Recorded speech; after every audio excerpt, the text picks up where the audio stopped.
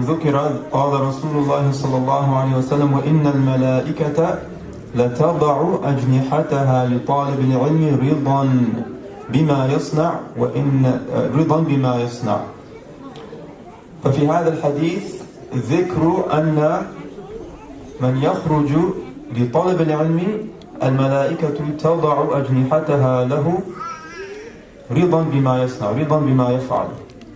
وهذا مأخوذ على الحقيقة وإن لم نره، لأن الأمور في الشرع مأخوذ على الظاهر، مأخوذ على الظاهر وحمل على الظاهر ما لم يصرف عنه الصارف إلا إذا وجد شيء يصرفه عن الظاهر. So in the hadith is mentioned, in another hadith is mentioned that the angels, the Prophet tells us in the hadith sallallahu alaihi wasallam that the angels would lower their wings for the ones seeking out knowledge as a way to show that they're pleased with him. And this is haqiqah, meaning this is real. They really lower their wings, meaning they come down to his level and accompany him. They lower their wings for him. And this is a real thing because in the Shara we take things according to the apparent meaning, unless there's something that would indicate otherwise, where we would have to interpret the hadith or the verse of the Quran. So who's accompanying who? The angels, the awliya of Allah subhanahu wa ta'ala are accompanying the believers, and not just any type of believer, but the type that seeking out knowledge of the religion, seeking out knowledge about Allah and His Messenger. And this is great sharaf. Nowadays, if people are accompanied by like all-star players or people of dunya who have a lot of wealth, they're getting excited and happy and enjoy that company. What about being in the company of angels, being in the company of such magnificent creations? And that companionship, that company is earned by that seeker of knowledge. That company is earned by that seeker of knowledge. When he's out seeking that knowledge, traveling for it, seeking it, he earns the company of the angels. He earns the company of the angels. And that company is far greater than any other company that we see nowadays or that we hear about. The company of angels is far greater. And that's what we want to have, ultimately. رسول عليه الصلاة والسلام من بايو ملائكتاش في كسي وكلتحيا شلحلوي علمي فايسال يم علمي فايسال علمي درجة زولي الزوج ملمد لموتا الزوبة ترادي وخنبوما الزولي وكسي وكلتحيا شلحلوي ملائكتاش حجمي يرقب الدرجة ويقافي دين عقوت ملمد زولي موتا الزوبة يرقب الدرجة وحجمي حواجه حدثوا في تواقعوا بحمسا أحد جرى سورة بتنسلي يزوزو ألاك شوف الله أختان أحد سموخه من حل كوبة فكر ذلك ما بين بحدزو أمام بحريب ستزار سورة زو كدير سورة شو ما أرادوا دكان بي أزو دكان بي أزو سورة بحمسا مكارن وسورة متنسلي سلفك على نفسه سبحان الله سورة لك أجل بالله عليكم إحريز خانة سأسو بحمس سورة متسلي سورة بحمس سورة متسلي كنت الشوكر له ساعة إحري ممكن تنبركوي حياج ملائكة تاجمع أولياء تاج ملائكة رجل زي خباج بحمسا الزياج أخوي الزوب بحمسا نحيزة بكامل الحلبي بحيزة نجيب الحلبي شو سولي حيث قوي الملائكة تاج لا أي درجة زولاج الزوب تشرت زوب الحوج التايو ملائكة تاج قلال الحلم الدين عند الحلبان الله بمنا ميجال منا ميشمر لم تبوه تايم عبادة ممكن تصحل ممكن تمس السبع عبادة الواشة لم تبوه تايم تاوي أنا فارد ذلك التايم تاوي مجلس العلم يساوي دين علمي لم تبوه ذلك تاوي لا درجة زالان تاوي زخانة درجة وي قافي رخبال وي من موش زوبي ما بيجي من المزور الزوزل تلا يرخبال الشيء بيجي شيء حلو ما بين بحزو مواتين تاوي تسعة شيء يرخبال وي قافي الله يوفقنا. وفي هذا الحديث نفسه ذكر وفضل العالم على العابد كفضل القمر على سائر الكواكب وذلك من وجه أن نور العبادة وكمالها ملازم لذات العابد لذات العابد لا يتخطاه فهو كنور الكواكب ونور العلم وكماله يتعدى إلى الغير فيستضيء به العالم. So in this same hadith is mentioned that the merit or the virtue of the scholar of true knowledge over, or the superiority of the scholar of true knowledge over the worshipper is like the superiority of the moon over the stars.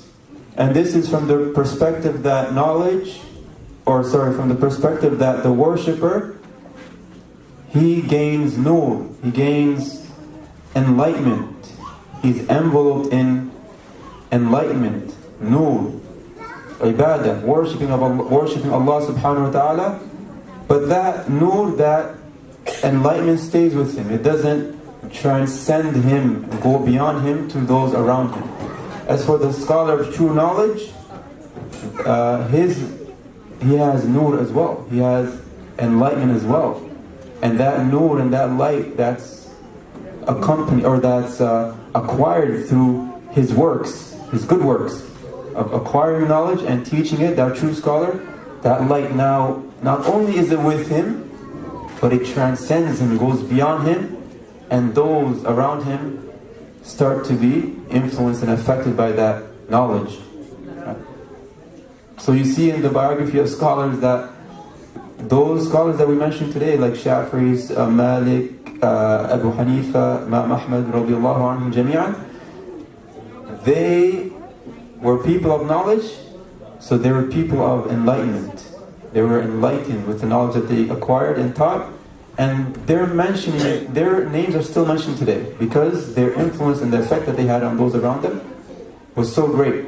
They had followers, and their knowledge is still practiced today. What they acquired and taught is still practiced today. So it's the nur that came with their works. So as for the abd, the worshipper, it's just him and worshipping Allah subhanahu wa ta'ala, which is a great thing in and of itself. But with the scholar of true knowledge, he has the worship also, but his thing is that he benefits from that knowledge, but also the benefit goes beyond him and spills over to those around him. So he gets a piece of the nur, the guidance, and those around him get that guidance. Yeah. So that's why the benefit of the scholars in this ummah is really great and immense. It's really great and immense, mashallah. So that's compared to the stars and the moon. The stars are standalone lights, bodies of light. They light, a certain area. Okay. Now put the moon in the picture. The full moon, when it's really radiant with light. See how much it covers of ground and how much of those things that are around it start to become illuminated. It's that comparison. Both are good, but one has a merit over the other, a specialty over the other, which is very profound. ما زوكسو لا حديث بيمو رسول عليه الصلاة والسلام بايو عبادة يسالسوها علمي قال تبقى بفرق بايو هو ورقة تنتاوي هو كبيرنا هو عبادة يسالسوك التاوي نفعل الظلم لكنه ورقة أحمد صدقتني يقول كسبت عليه وجبت عليه عبادة زي سالمي علمي زالاقوي هو يقوت رقبان تاوي يقوت في نور الإيمان يا إيمان يقوت لي قلبي غير نزال تاوي يا قلبي غير نزال يقوت في رقبة أخوي كأنما ورقة مبيران إجلالي يا يقوت أخوي الزوب مبيران زوب الثلث المزق لما يساوي على جولة فايدة شبيه الزوب احنا السبعين زوب زالاتهم يدير نقطة قلبي ينتهي أثر له ما يا علمي لا زال درجة ويا أنا قدير درجة حلاوية حراري فوجي كدير علماء حيث نارك الإمام شافعي هناك أبو حنيفة زربات إمام مالك زربات أصوصو إمام أحمد بن حنبل زربات كدير علماء حيث نارك الزياد يقوت في حاجة بسبب حاجة نتنافق عنها حوج بحسابهم يتكلل الوزيان حوج بحسابهم قصيو فين تاوي الزاج يقولون لكنه من حدا يقولنا يا يبير نزال قوت حدا يقولون حويس سوء لما دوما كم ذو قلبي وبيرنبو حوج الزاج بتبحر لين الزياج أوجد نسمع يبير نزال علماء حدا يقولون يا علماء كأنما واتي وجد صبر نبوي الله يزوم كرت جيلا مبير نبوما الله يزوم مبير نبو حلوي يقول تاوي قوت بعد علمي فايدة زوا قدرته هي أين تاوي حاجة فايدة زوا أي كسي سنة يفعل يأسواجك أي كسي أمتي نفوق مين تاوي قوت بعد يسا لا أي درجة زعلانته أقننا رجل إحراء الناجح من مرشح البناء أزوي قوت مرقبه إنزنا مقدح البناء الله إله وفي نفس الحديث وإن العلماء ورثة الأنبياء وورثته من حيث العلم والعمل والكمال وتكميل ولا يتم ذلك إلا لمن صفت مصادر علمه وعمله ومواردهما عن الهوى والحجوب. And continuing the same hadith, it mentions that the scholars are the heirs of the prophets. In what respect? In what terms? They're the heirs of the Prophet with respect to knowledge, good works, completeness, that they were people who were complete, and their ability to make other people complete. Their ability to make other people complete, their ability to elevate other people. The scholars had that, and the prophets had that, and those scholars who followed in their footsteps acquired that, inherited that. Their ability to, first and foremost, be able to worship Allah the way Allah should be worshipped, and then their ability to have good works, religious works, accepted works by Allah, works that are accepted by Allah, and their ability to be complete believers in Allah subhanahu wa ta'ala, and then furthermore their ability to make others complete, their ability to make others those good believers that they should be.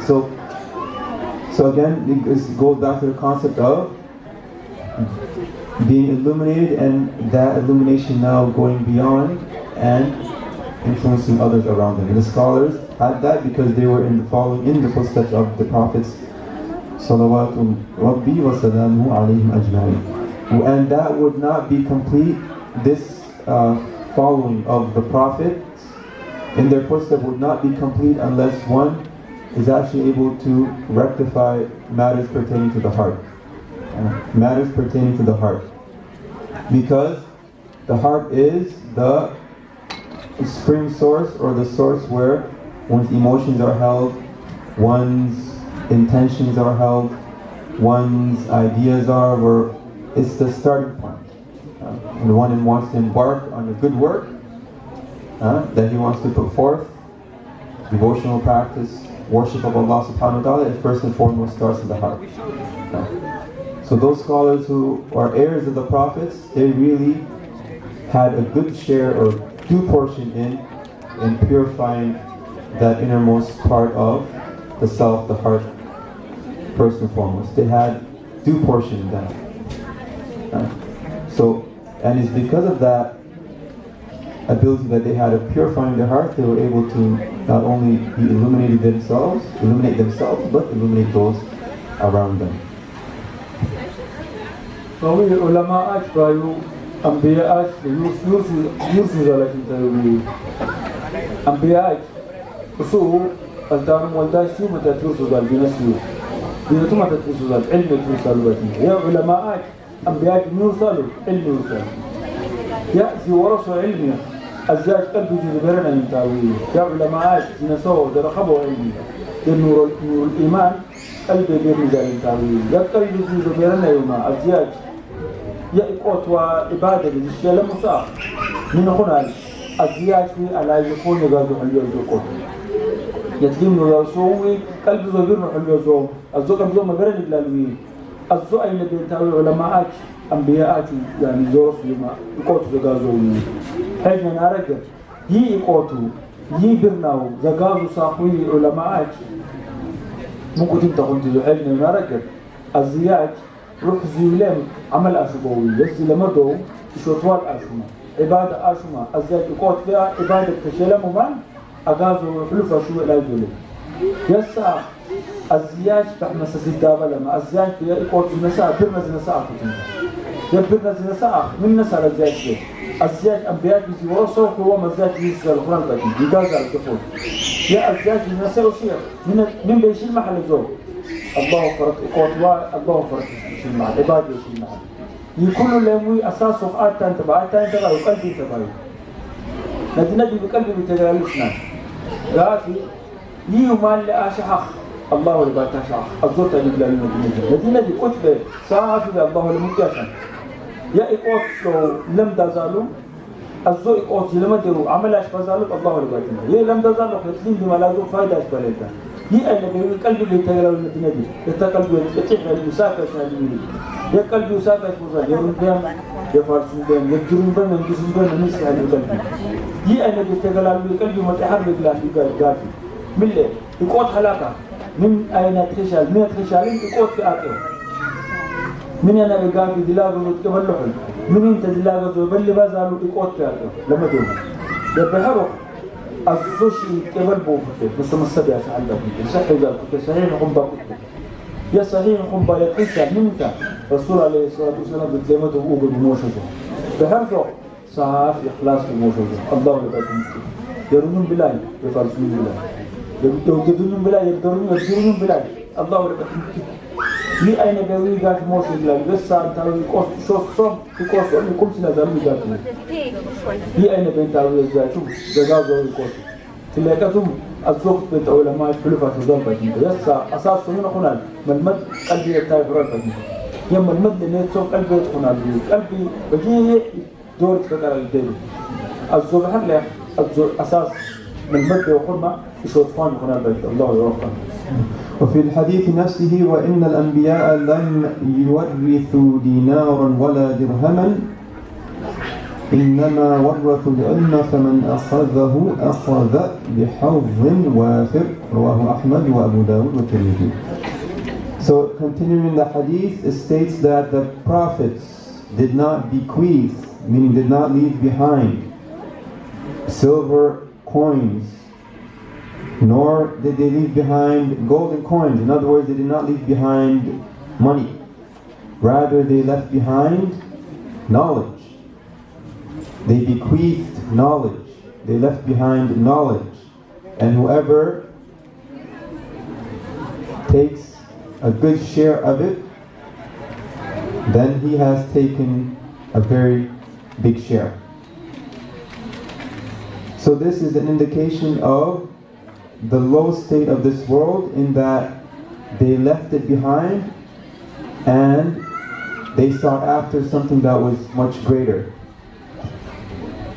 Their great concern was Allah subhanahu wa ta'ala, His worship,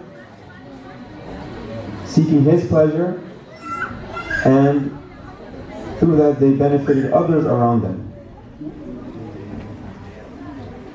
And they benefited others in their apparent state. They benefited others in their actions. They benefited others in their statements. So these are the prophets. And those who truly follow them are the scholars of true knowledge, the scholars of Islam. موضوع سؤال حديث رسول عليه الصلاة والسلام أنبياء في ذكر محلق وميت محلق ما يتبرسوا إما يتبرسوا من انتهوا يقوت انتهوا يقوت حدا بقول يسمو يا يقوت وي زي آلاف ما بجيح زي ورسا أبني ويرفض هو زي خانت لان تخمل اليوم يأكل انتهوا علماء من بي يقوت التالفات انتهوا من سأوي أنبياء زي حدا بقول منتا يقوت يو خوي من لين تاوي يا شوزان شو اللي يا شوزان قاف يا شوزان الله الله تراجعكم باكو الله كبر باكو تاوي كيشا ما في التقاليد في جنة مرحبا تاوي إدمان دور بني آدم اللي لا زال زور تاخذ زكاة من كل زوم الدنيا بزال كل حي ونارجع هي الدنيا بزال خشوك اسمع على إسامتان أحدا بلا يولا زال أبان هو أحدا بلا يولا زليلام أحدا ولا زال كسي حد قبيلتان يا 50 متر يوقع ذا الكسي أتر الزوجي سامة أبا الزوج حد قامت يدا كوسي حد قوم لك لكنه كوسي دم كيشا ما حساب حلبي أي كنت بأجيشها أي كنت بأجيشها ما الحساب ذولي مالخا أحد عم ضل حدك أحد عم ضل حساب حلبي يجي سامته وبقى لما تلوق زالو أي كنت أشعل حساب حلبي أي كنت بأجيشها أي كنت بأجيشها حلبي هي أين أنت ما أمري حراري تقول نشيء بقافي من دويلة بوقت جو يقول كوا عبادة دويلة أنت بديت أنبياء كثير صوم تقول نشيء من داوي يقول داوي قافي رخ في ذلك يا يقول تقوي ما نجد حلو ولا ما نجد حلو ما نجد ذاته الرسول عليه الصلاة والسلام علمي ومسمسرت قليلا ذلك بقى كنت زجاجات تيجي غشيم بلاي متارل بلاي أمان رح نسا الله فرق مسوي هيش أنت تحلو علماء تحلو حق زجاجات على أي ساعة ساعة سؤال محلو الدنيا وزبيساج يا الدنيا وزبيساج أحد مثال ستنا إفاء وسؤال شو مجموعة حدثة الدنيا ريكهم مع لا إستوى الجديد قال ما تخلي أزوب هذه به أمين تنزاي الجديد قالوا شخلي الزاج إفاء وسؤال شو ستقدر سمت الله يقدر تقدر بالله يزيد شخلي وقاربي ما يبوبا يحين توا موتا أنا هاي حدي من حدقة كل حساب حدقة روح زوجه من بيت دين أمر به دين بغش عشان يتاتي والدنيا يسا من آية تانتحية دين حسبه وخشال بأجل الله يوفقنا ويلحنا. وذكر الغزالي رحمه الله في هذا الكتاب أنه يوجد 3 أنواع من العلم ينبغي لكل مؤمن أن يتعلمه حتى يمشي على هذا الطريق على هذا السبيل بنيل رضا ربه سبحانه وتعالى. And Imam al-Ghazali rahimahullah mentions in the process of cutting through or crossing the valley or going through the barrier of knowledge is that one needs to acquire 3 types of knowledge. One needs to learn 3 aspects or 3 things in order for him to cross this valley of knowledge or cut through this barrier of knowledge and stay steadfast on this path of attaining Allah subhanahu wa ta'ala acceptance. Imam al-Ghazali يسات تسامور ومقوت حلبا والله تراجيكم باوكت بايدكم أزو سات ما بين بيقوت باوكا يا إقوت خوي شيشتي شي حلباوي شيشتي سجاج حل يا شيشتي ويدرك مرخب حلباوي قافي يا شيشتي شي إقوت باوي يا شيشتي شي ويدرك ملمدنا موقع حلباوي لما يمرخب ليه باوي. الأول علم التوحيد وهو العلم الذي يتعلق بالله سبحانه وتعالى وبصفاته والعلم الذي يتعلق بالأنبياء والمرسلين والملائكة واليوم الآخر والكتب والقضاء والقدر وكل ما يتعلق بذلك هذا يندرج تحت علم التوحيد فينبغي أن يتعلم ذلك. The first one is the knowledge of Tawheed, which pertains to the knowledge of Allah subhanahu wa ta'ala and His attributes, the knowledge of the prophets and the messengers and their attributes, the knowledge of the Day of Judgment, the knowledge of the angels, the knowledge pertaining to the hereafter, the books, the revealed books, the qadr, the destiny of Allah and the destined things. So this falls under the category of the knowledge of Tawheed. So one must learn that and must know that.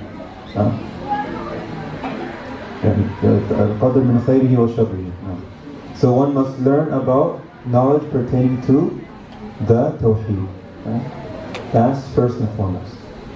ندي أخوي يشيش تشي موقع البايو قافي يقوت بين ندي يقوت يقولوا لنا لا يقوت بأخوي شيش تشي دك موقع البايو قافي يشيش تزوج أخوي يقدم زوج من تبايو توحيد انتهى بايو توحيد من له قدمه توحيد بزال بشيء الله بمنا ميشال منا ميشمر موقع البايو الزوج موقع البايو ندي توحيد قد ما بيجي رب حرق الله بمنا ميشال منا ميشمر ساق بحرله أنبياء أكثر منا ميشال منا ميشمر يقارب يوم موقع من المدح البايو من ليه يطلق أمر تاما أنبياء من المشال من المشمل موقع حلبة الله من المشال من المشمل موقع حلبة الله سبحانه وتعالى مثال ذليلانت قاموا برخبهم زي ترحونت شريكهم ذليلانت والدين ذليلانت مشتين ذليلانت أتى وقربت بهم حاجة زي قلنك أحد شيء من خلق مخلوق الله مسام أحد أي نوع بهم زي تمثال سنة يو إلى دين التوحيد من توحيد مزالين يو ساق بحرق أنبياء من النتاج من النجوم كل نقص بهم أنبياء من تلونك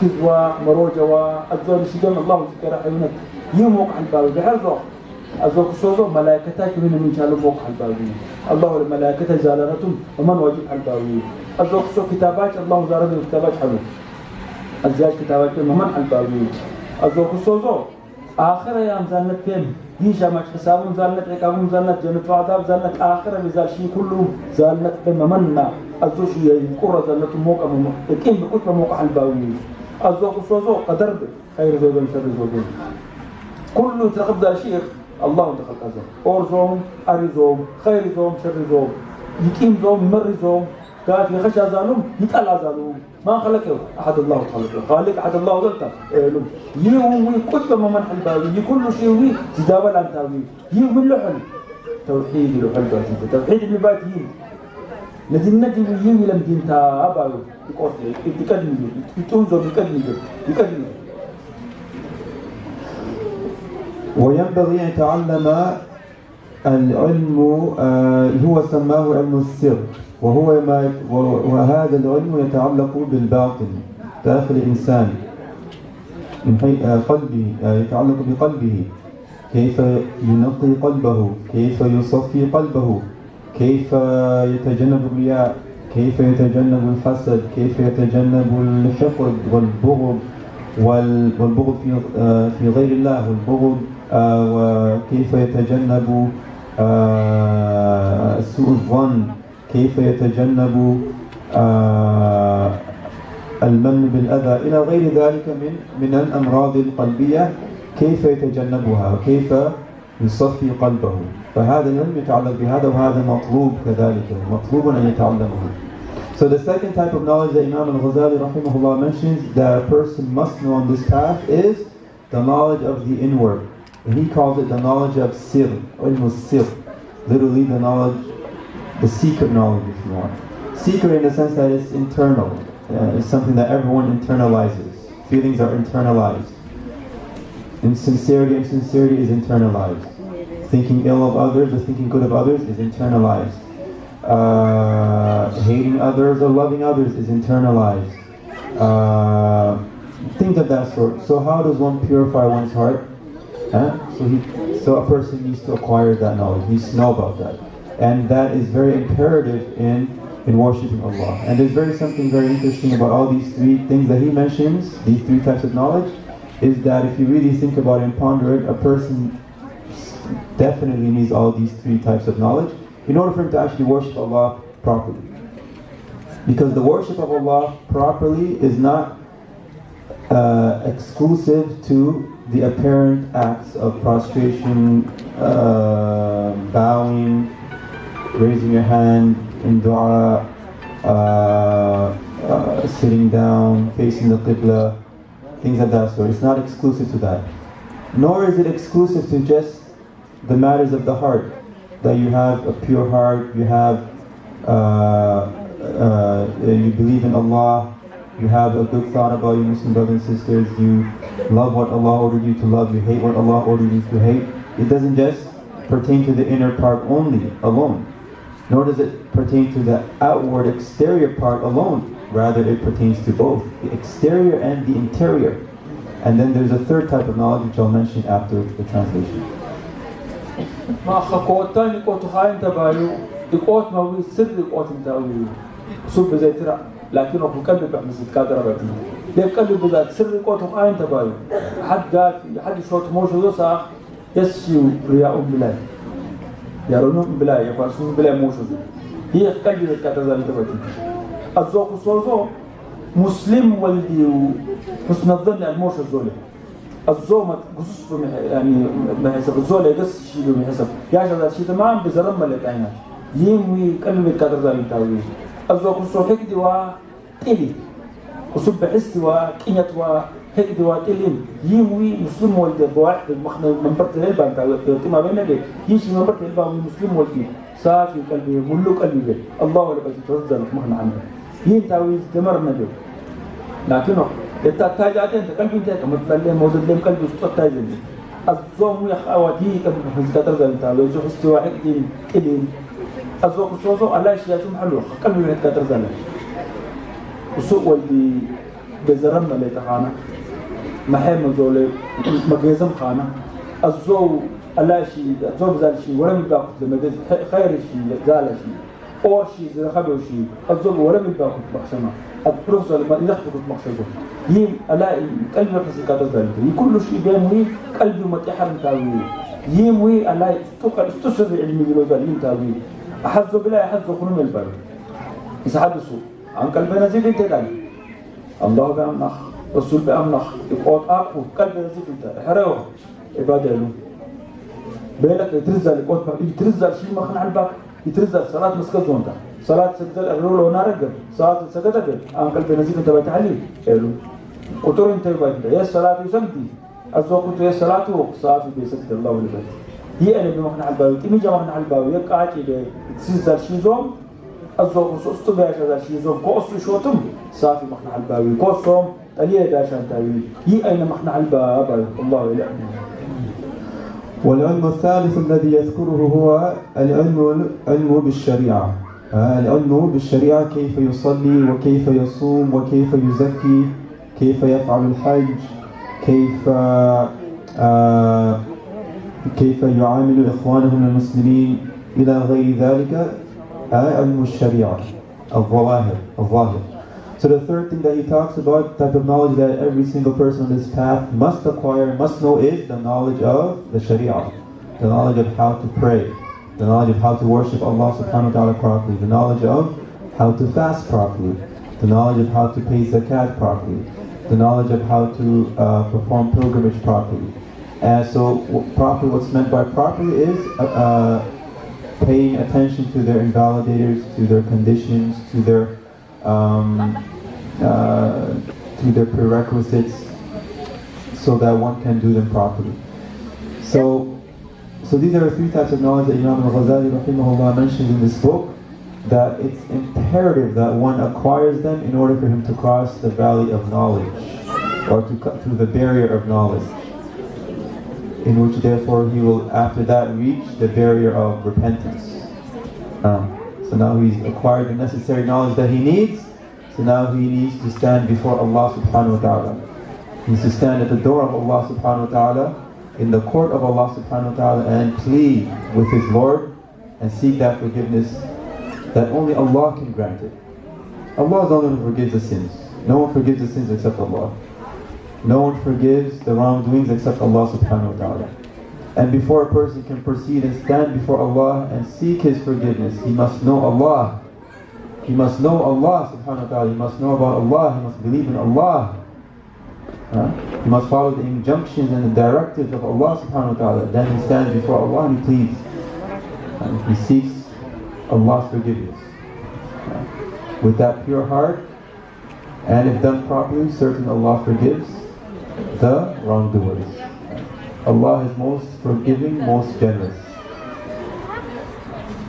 ما شيشتان من تبايو شرعي من تاوي دين شرعي من تي شرعي ولا هذا زالو ممكن تصلاة وسبدا الزوي لم دين تاوي ممكن توصل صوياشل لم دين تاوي وصل من تبتلي بازاي لم دين تاوي صلاة من تبلا لم دين تاوي ممكن تسبدا ممكن تسمنا ممكن تزكاتاتا ممكن تحجاشا ممكن أبوها حسن معاملاشا هي كل شيء من مدح سكتر تاوي هاي شيء تينا يشي إيش تزوج ساق بحر لين تاوي تابوفون وزن يشي إيش تزوج بيجا سأل من خطأ دلقة ويتجاني على جوسها من أين أوجا بخطأه آشة ويوقع على جوسها زي دلقة ودلقة يرون بق مجزم كنا رأح أزهتين توبة عشان حيبلو أبو حيبل تقلي نار القلب به حيبلو بقوة أشكبه حمخو صدقه يكوت أشكبه ما شيوكا شرع جلهم لسه قالوا يسا الزوج أنت مسلسل توبة اللي كنت لهذا الجنبري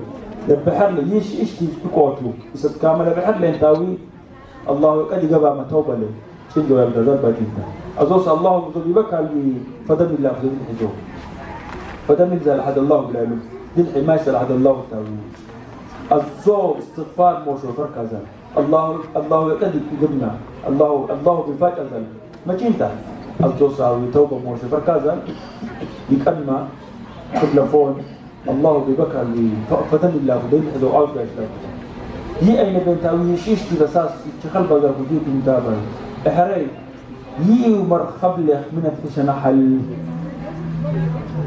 يقول بقى يشيش تاني قوته مجتمع البنات يشيش تاني قوته آكل بدن يحل الحكومة اللي تقال الناس الله وديجة للنواتي ده مركزنا التزديجة وصول يشيش تقوته يرقبان الحمد لله هي نعمة الله ذاش بنا نعمة انت يقدر سكين هي وقف قافي يرقب على التاي التاي مقرة وقم زلت أي كسر التحل أول سؤال علم لا يكسر له تقدر له يتنو الناس لكن إلى هو قام فرق أباش لحل بس الدار المكينة إلى هو التاوش نحتاج من ديجة نحن يساوي هي أين بيوي مرخب البناديد هي توقف موشي يجوز يصح لنا الله يوفقنا إذا كان الإنسان لا يعرف الله ولا يعلم بأعماق قلبه وكيف تجري الأفكار في نفسه وهل يرائي وهل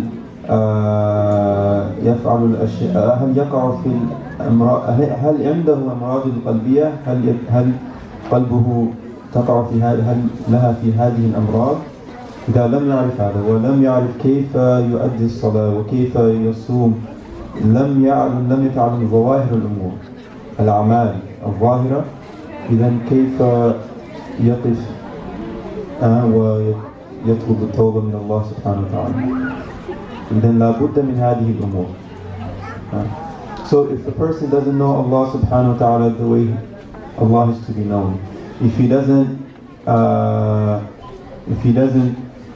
know about the inner workings of his heart, the sins of the heart, if he doesn't pay attention to how his heart moves to certain things or how he might be inclined to certain sins of the heart, he doesn't know about these, he doesn't learn these, and if he doesn't, how does one stand before Allah and seek His forgiveness? And so it's imperative that a person learns all these three types within due portion. It doesn't mean that a person starts delving into the fine details of Tawheed. No. It doesn't mean that a person delves into the fine details of the inner heart, sins of the heart.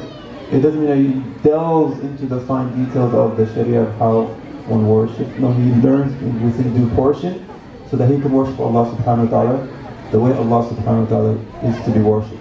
And he can then seek forgiveness, and forgiveness, Allah subhanahu wa ta'ala grants forgiveness to those who ask for it.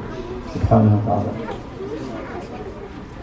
ما حد قال في الله بمن يشالو علاقك الله ذو زلاقك ممكن تبقى الله قد قبل متوقسمه الله موقع ذا نسى الله بمن يشال من يشمل موقع إذا حدثوا الله ذو زدل حانت لو ذا المان وانت الله زلاقا الله زلاقا لو ذا المان انت الله بمن يشال زلاقا ما الله مخلوق بسترحى مخلوق بصفة بسترحى مخانا هو الله زلاقا هو الله زلحا الأقام الله يي أين استاذ الله قام وبرس بتنزلاكم الله زلاقاكم من له الله من المثال اللي ما دمتم حتى وقربت بالله برمزلاكم حجاكم الله زلاقاكم من له الله زي ما تنتظرون مخلوق صفانك حتى وقربت من منبرتي مخلوق صفانك قوتا حتى وقربت بخلق أنت حتى وقربت بحال الله سبيش بامين خالق انت يي وخوي قاعد من المدلوك قلبي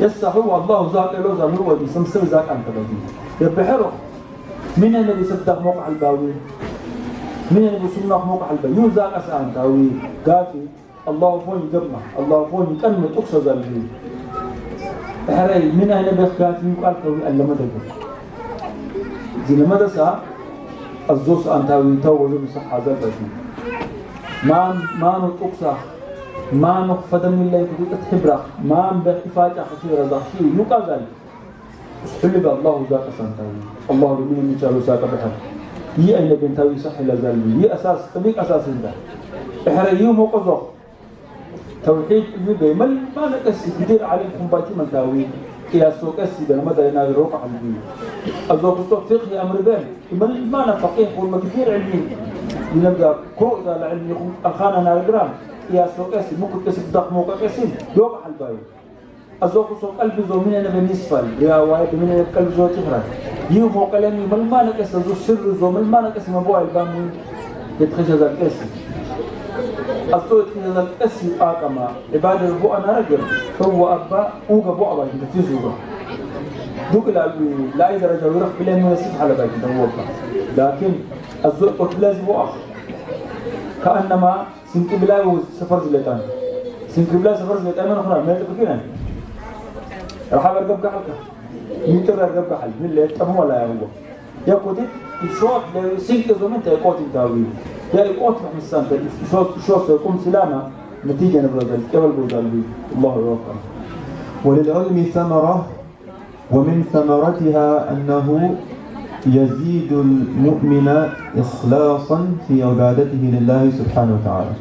كلما ازداد علما في الله كلما ازداد علما عن الله سبحانه وتعالى وعن أنبيائه وعن أوليائه وأصفيائه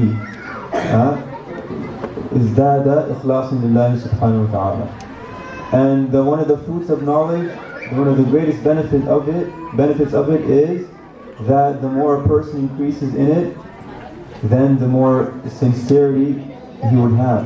And what that means is when a person comes to know Allah subhanahu wa ta'ala more and more, and comes to know the prophets more and more, and comes to know the pious Muslims more and more, the awliya of Allah, those pure ones more and more, then this should only increase in his sincerity to Allah subhanahu wa ta'ala in his worship. So now such a person is not only just worshipping in that he is carrying out the actions of worship, but now he's worshipping with meaning. There's meaning in that worship now. There's meaning in that worship. There's khushu' in that worship. There is love in that worship now. There is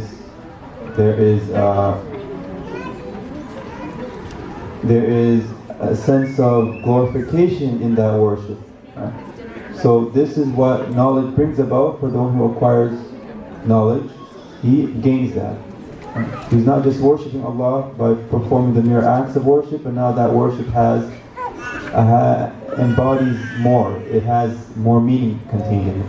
Meaning in terms of glorification of Allah subhanahu wa ta'ala, ikhlas, sincerity in his worship towards Allah subhanahu wa ta'ala, and the love of Allah subhanahu wa ta'ala increases in that person. So this is what knowledge brings about. So that's why Imam al-Ghazali, he said that knowledge is put forth ahead of ibadah for that reason. That's one of the reasons.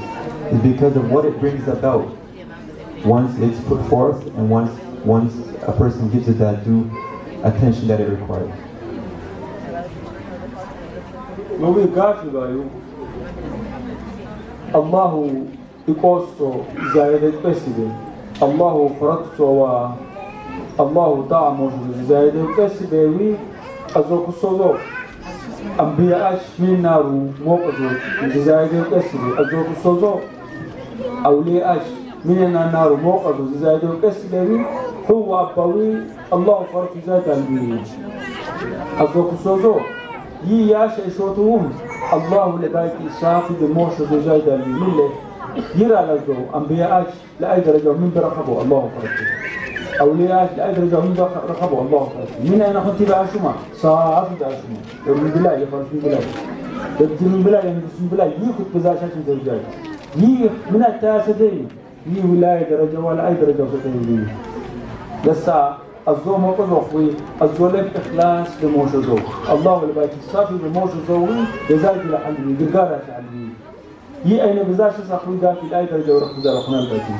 حاج وعد اسم مقنانة ستنا هي لن تباوي الإمام غزالي يقوت قدم ووينة بالنبي ملة يقوت بنتاوي ساقو محر لنتاوي عبادة زور اسم السيخ ونزال أزوي من غزالي بالوت عليه قال في عباده يستحمل البالو عبادة ياش هذا بيوك تأسي حاجوي من لا تحيي كثير العالم يقطعه يقوت نزالة أي كس درجة لأي درجة حلاوة يقوت من رقم حلو أقوما لسا لأي درجة يرقم ذلك الله فرق يقيم بيقول ذلك أذوق شوطه مسافد الله لا زوجان أذوق صوته ما بين قلبي ريح سما رحمة وأمانة الجزل ما جنت أصولك ما بين يا الله فرق زايد وكسده هو أخلاقهم يا أولياء أجزالي أور حال يوسف باتنا أنبياء أجزالي أور حال يوسف باتنا يا اللي بيوي قاتي أونيام حالوا إقوتوا أور حال بي إبادة رحمة الشيلة ماما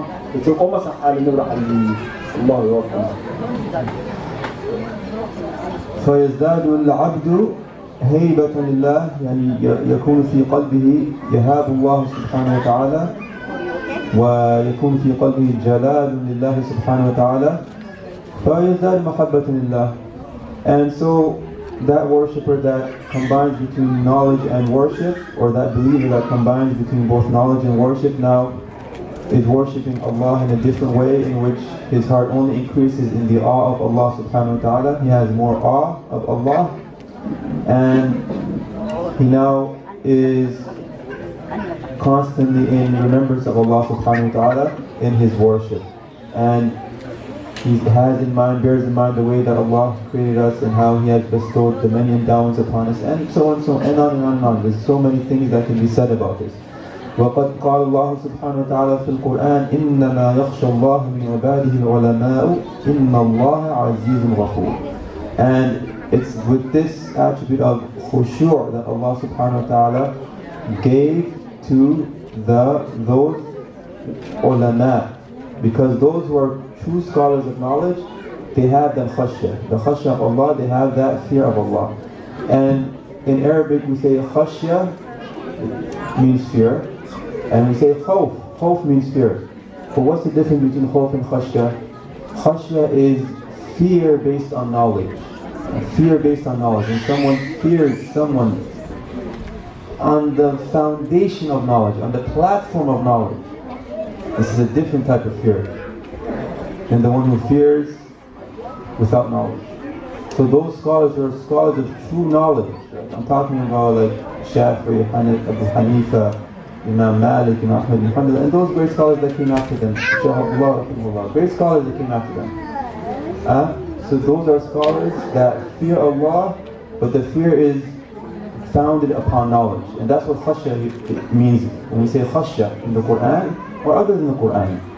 Means fear based on knowledge. إِنَّمَا يَخْشَى اللَّهَ مِنْ عِبَادِهِ الْعُلَمَاءُ إِنَّ اللَّهَ عَزِيزٌ غَفُورٌ. So it is those servants of His who have knowledge, and we said here, who have knowledge, who stand in true awe of Allah, who stand in true awe of God, subhanahu wa ta'ala.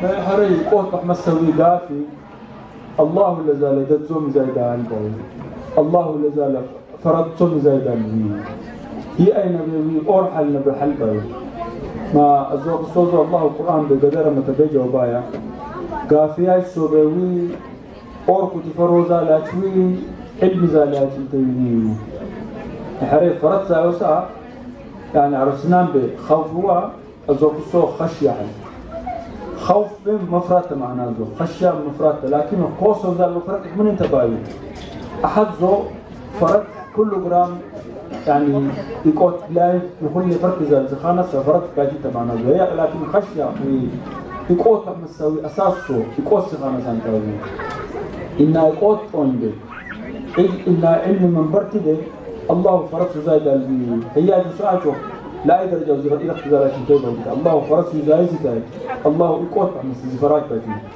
هي تفات في معناش انتهي علماء انتهي يا آش انتهي الله أربز بقليات ما حق علماء الذات انتهي أمانة رحمسة عدالة رحمسة مثلا سلسة قليلة قال باقي تجازلت ما أيناش إمام شافعي قال باي إمام أبو حنيفة قال باي أزوق إمام أحمد بن مالك قال باي الزاج بحال زيد جديد علماء جموات فحيو يديك لو جزال الإمام غزالي الزيو هناك الزوق في زمان زنبه شيخ زني الله يرحم له شيخ عبد الله هناك أزياتك الله فرط مسا دين إقواتي ساعات زكاة تيمين ينتاوي الله فرط فتلة إقوات مس الزخانة ساعات الله أكبر. وآخر شيء نريد أن نذكره هو ما يروى أن الله سبحانه وتعالى قال لسيدنا داود عليه السلام: يا داود تعلم العلم النافع. فسأل داود: يا ربي ما هو العلم النافع؟ فأخبره الله سبحانه وتعالى أن هذا العلم هو العلم الذي بسببه يعرف الله سبحانه وتعالى، يعرف جلاله وعظمته وكماله على كل شيء، أنه متصف بالكمال، الكمال الذي يليق به سبحانه وتعالى. ثم ذكر لداود هذا الذي يقربك إليه، يعني الله سبحانه وتعالى أخبره من هذا العلم النافع تتقرب إلى ربك، تتقرب إلى الله سبحانه وتعالى من خلال العلم النافع.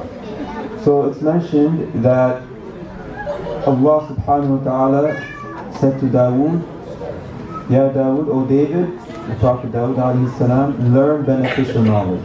تعلم العلم النافع. And so Prophet Dawood alayhi salam asked: Ya Rabbi, ma ilm al-nafi', what's this beneficial knowledge, O my Lord? What is this beneficial knowledge? And so Allah subhanahu wa ta'ala informed Dawood alayhi salam, Nabiullah Dawood alayhi salam, it's the knowledge that allows you to know my majesty, my might, my exaltedness, my perfection, and my ability over all things, that Allah has power over all things.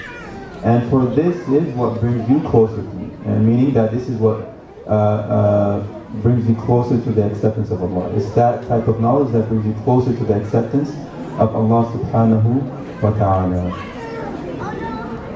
أقصى الله قدر ما تبجى سيدنا داود بنفس العلم لمتبعي بعد بأمر والله قدر ما تبجى هريزيهم يا رب بنفس العلم في آين تاكا بعد بتحبروا به فذكر الله سبحانه وتعالى توقعه أن قدر يتوقع زخوي كمل قدر يتوقع زخوي فراقات يتوقع زخوي يشي ياتي كمل قدر زالانته كمل فراقو زالانته يميش فأوغده أزوق السودو يعني زيقدر مزيد بيجانته يو موقع خابوي أنفون درجة على كم الجالك مالي قرر لكنت لا أي درجة يرخ بزال قاسي الله فون قرر بايتي لا أي درجة يرخ بزال بايتي درجة ذو الحفل البايتي قاسي أحري الله قدر ما تفيجا وحد شيء يقرر له حد شيء يروح قال بلا زانا من لا تابلا زانا لكنه الله فون يقرر زايوسا الله كبر بازال قنال بايت قاسي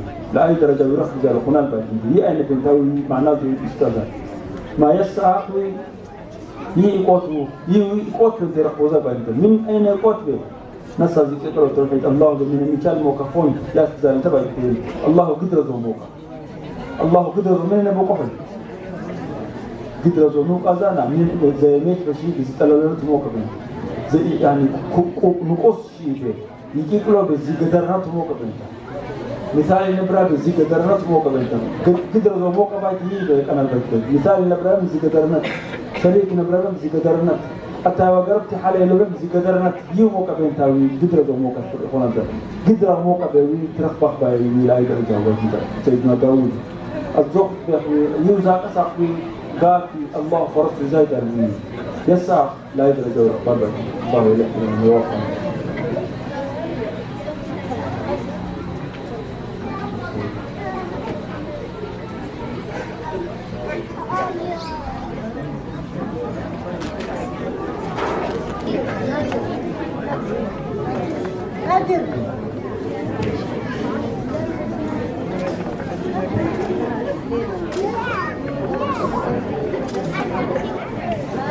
نقف هنا.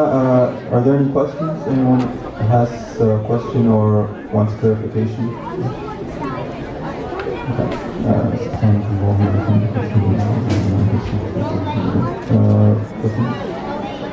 Announcements? Okay, so there's some announcements. Before that, let's recite Al-Fatiha for Shifa for Yasin Abdur-Rahmaan. and the shifa of the other Muslims that we know of and that we don't know of. And we ask Allah that He cure them in this blessed month of Ramadan.